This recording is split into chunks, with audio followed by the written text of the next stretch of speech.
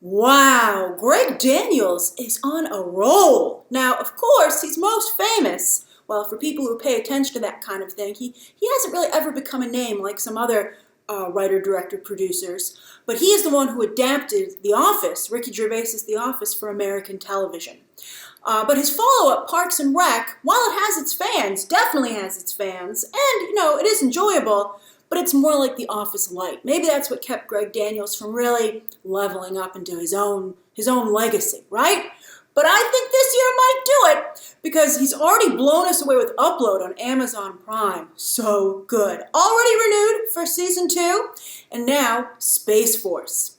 Now, Space Force is 10 half-hour episodes, and when I got started, I got a little nervous for 2 reasons. One, interestingly, at the very beginning, and actually I don't think ever during the entire show, it doesn't seem bingeable to me. It's not that typical Netflix show where each episode ends on this amazing cliffhanger where it just demands that you push next episode, right? I mean, even Upload has that quality. But Space Force, and this is what's interesting, you would think this would be a negative, but I don't think it's at all a negative.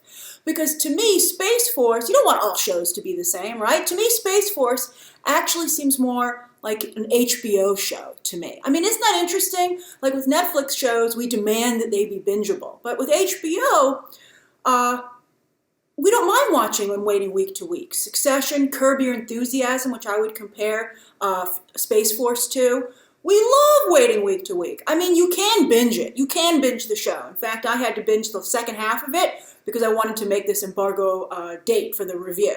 So I had to binge the last couple of episodes. But I didn't do it, it wasn't like Defending Jacob where I was like, I can't sleep until this is done. Oh my God, I'm too tired. Okay, I'll sleep, but then I'll get up and watch it immediately.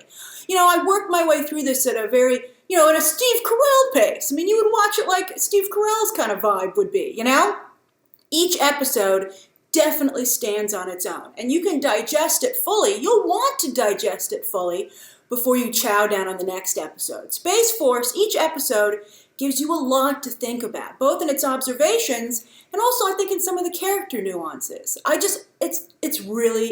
There's a lot there. It does, though, the entire season end on a massive cliffhanger, the kind that you want to press next episode, or next season in this case. But unfortunately, of course, there isn't one. That's the downside of binging. It makes it that much longer before you can get additional story, right? We have to wait so long because, you watch it like a couple of days.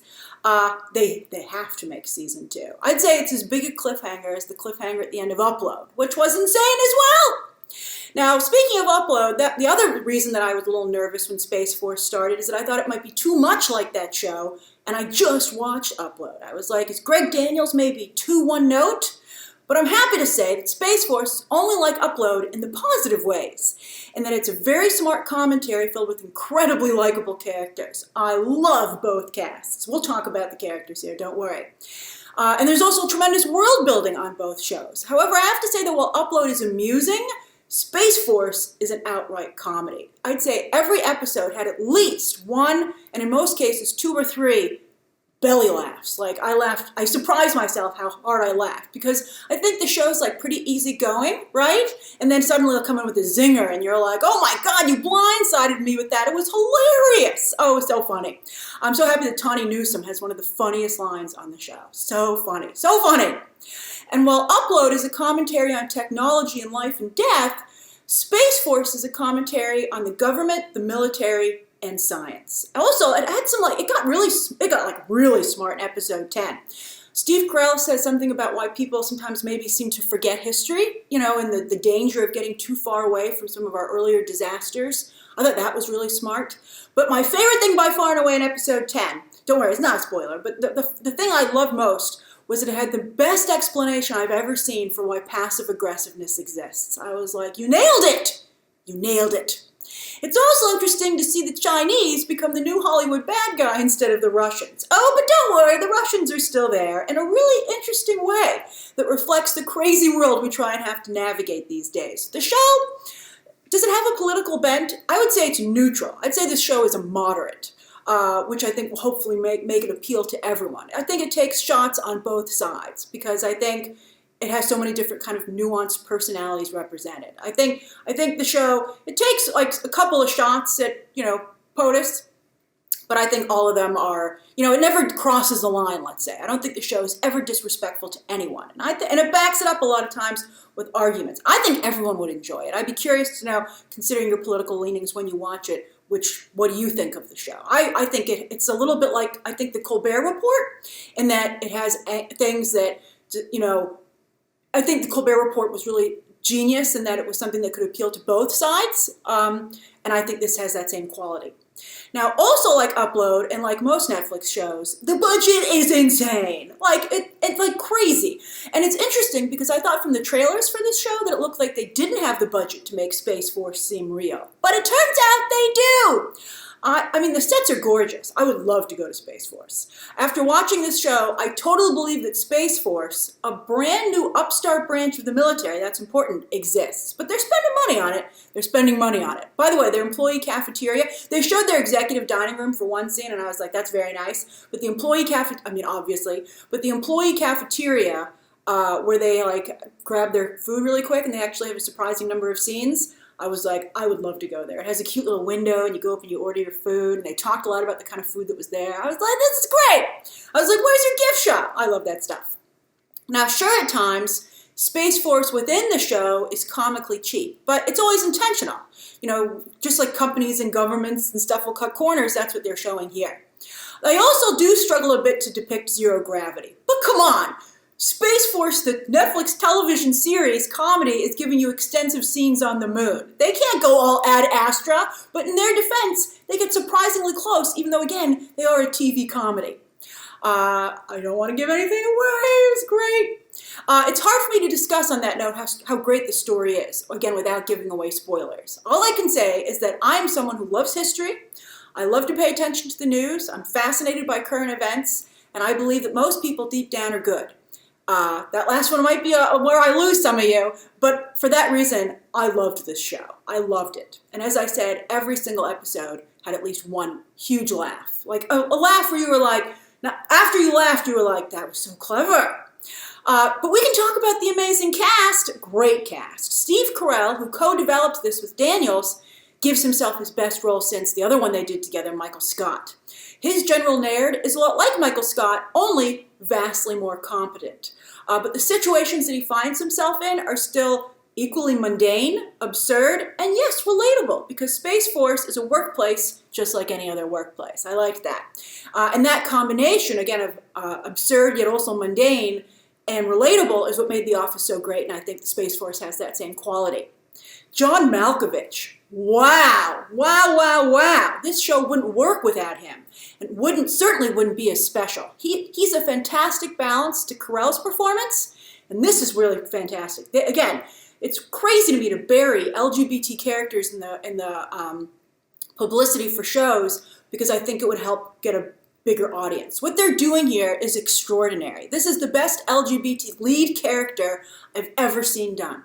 His sexuality does not define his character, yet it is still very much a part of his character, and it's a strength that he has. That's amazing. It's so good. I don't want to give anything away.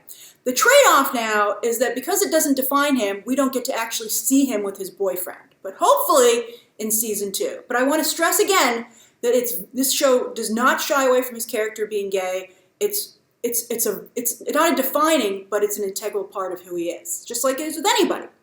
Now while they don't focus on a romantic relationship for John Malkovich's character, I think that they swapped in is really cool. And that's a focus on his developing relationship with Steve Carell, both professionally as the military and science heads of Space Force, but also as a friend, as so often happens at work. And I think it's a huge step in Hollywood to show a straight male character and a gay character developing a very strong, nuanced bond. There's a quiet moment between the two of them that brought like a tear to my eye. It was so beautiful.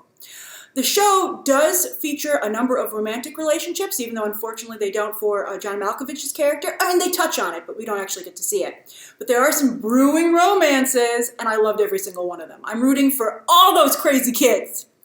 Everyone does a great job of being funny, sweet, and smart. Tawny Newsome, so good. Jimmy O. Yang, we've seen him around. I think that, he hasn't really had a nuanced character to play yet, and this was great. I loved him here. Very, very funny and likable. And Don Lake, really good. You know, those were my favorite characters outside of the main two.